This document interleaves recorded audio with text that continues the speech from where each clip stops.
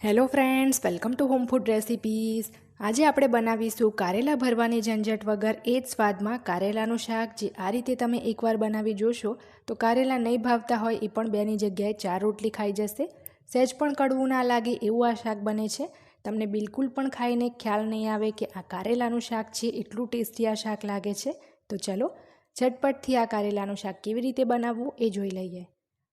તો એના માટે અહીંયા મેં આ રીતના નાની નાની સાઇઝના 350 ગ્રામ જેટલા કારેલા લીધા છે, જેને સરસ પહેલેથી જ મેં ધોઈ લીધા છે. હવે આપણે કારેલાનો આગળ પાછળનો થોડો આ રીતનો ડીચાવાળો ભાગ કટ કરી લઈશું અને ઉપરથી આપણે એને ચપ્પુથી ખબરી લઈશું. બિલકુલ એને વધારે પડતા આપણે છોલવાના નથી અને પિલરનો તો ઉપયોગ બિલકુલ નથી કરવાનો. આ રીતે હળવા ચપ્પુથી આપણે ઉપરથી એને ખબરી લઈશું. કારેલું આ રીતના ઉપરથી થોડું છોલી લીધા પછી આપણે વધારે જાડા પણ નહીં અને વધારે પતલા પણ નહીં, એ રીતે ગોળ સ્લાઇસમાં એને કટ કરી લેવાના છે. આ રીતે નાના અને કુમળા કારેલા લેવાનો એક ફાયદો એ છે કે એમાં બિયાનો ભાગ વધારે નથી હોતો અને આવા કારેલા જલ્દી ચડી પણ જાય છે અને સ્વાદમાં પણ સારા લાગે છે. તો બધા જ કારેલા છોલીને આ રીતે આપણે સમારી લેવાના છે. તો અહીંયા તમે જોઈ શકો છો બધા જ કારેલા મેં સમારી લીધા છે. કુમળા છે એટલે બિલકુલ પણ આમાં બિયા નથી, પણ જો અમુક બિયાવાળા કારેલા હોય તો એને આપણે બિયા કાઢી લેવાના છે. હવે આપણે આમાં 1 ચમચી જેટલું મીઠું ઉમેરવાનું છે. તો મીઠું આપણે એક જ જગ્યાએ નથી એડ કરી દેવાનું. આ રીતના કારેલાને ખસેડીને ઉપર નીચે કરીને આપણે મીઠું ઉમેરીશું. આ રીતે થોડું મીઠું ઉમેરીને આપણે એને મિક્સ કરી લઈશું અને જ્યાં સુધી આપણી આગળની પ્રોસેસ પૂરી ના થાય ત્યાં સુધી 15 મિનિટ 20 મિનિટ આપણે જેટલું બની શકે એટલું એને રહેવા દેવાનું છે, જેથી એનું જે કડવાશ જે છે એ બધું પાણીમાંથી નીકળી જાય. હવે એક પેનમાં આપણે અડધો કપ જેટલા ગ્રામમાં 70 ગ્રામ જેટલા કાચા સિંગદાણા લઈશું અને આ સિંગદાણાને આપણે સ્લો ટુ મીડિયમ ફ્લેમ પર સરસ લાલ થાય ત્યાં સુધી શેકી લઈશું.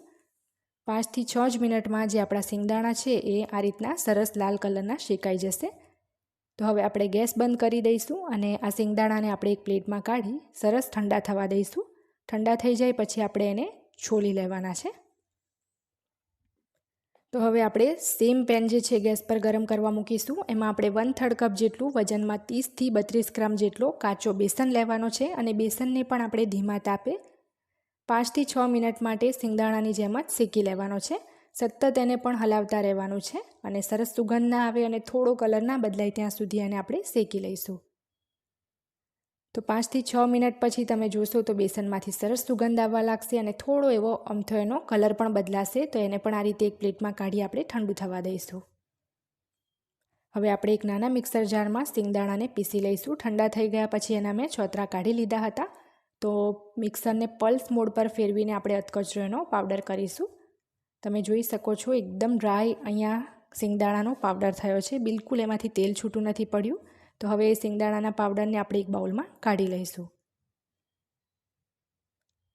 હવે સાથે જ એમાં જે આપણે બેસન શેક્યું હતું એ પણ સરસ ઠંડો થઈ ગયો છે, તો એ પણ આમાં ઉમેરી દઈએ. 350 ગ્રામ કારેલા માટે આ મેઝરમેન્ટ એકદમ પરફેક્ટ છે. 2 ટેબલ સ્પૂન લીલા ધાણા ઉમેરીશું, 1 ચમચી સફેદ તલ ઉમેરીશું. સૂકા મસાલાની અંદર આપણે એમાં અડધી ચમચી હળદર ઉમેરવાની છે. 1 ટેબલ સ્પૂન એટલે કે 1 મોટી ચમચી ધાણા જીરું પાવડર ઉમેરીશું. 1 ટેબલ સ્પૂન આપણે કાશ્મીરી લાલ મરચું ઉમેરીશું, આનાથી શાકનો કલર સરસ આવશે. અડધી ચમચી આપણે એમાં તીખું લાલ મરચું ઉમેરીશું. 1 ચમચી કિચન કિંગ મસાલો ઉમેરીશું, જે અહીંયા મેં એવરેસ્ટનો લીધો છે. 2 ટેબલ સ્પૂન જેટલો દેશી ગોળ મેં લીધો છે એ ઉમેરી દઈએ.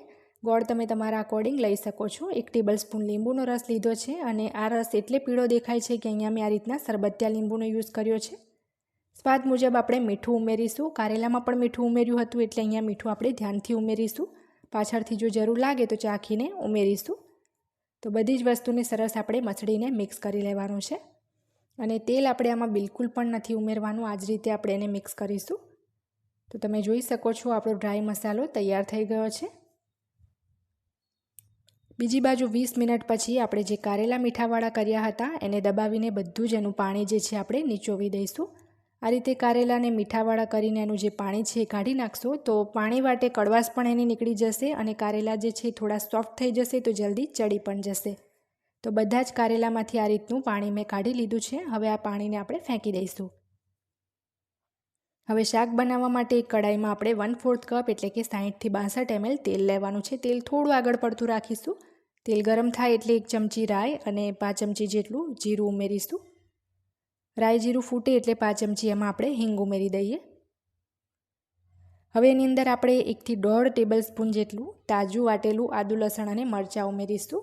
આ રીતે તાજું જ વાટીને લેશો તો શાકનો સ્વાદ સરસ આવશે. અને અડધી મિનિટ એટલે કે 30 સેકન્ડ આપણે એને સાંતળી લેવાનું છે જેથી એની કચાશ નીકળી જાય. ત્યારબાદ એની અંદર જે કારેલા આપણે પાણી નીચવીને રાખ્યા હતા એ ઉમેરી દઈશું અને બરાબર મિક્સ કરી ઢાંકીને 5 થી 6 મિનિટ કારેલાને ચડવા દઈશું. વચ્ચે એકાદ વાર ઢાંકણ ખોલી તમારે એને મિક્સ કરી લેવાનું છે.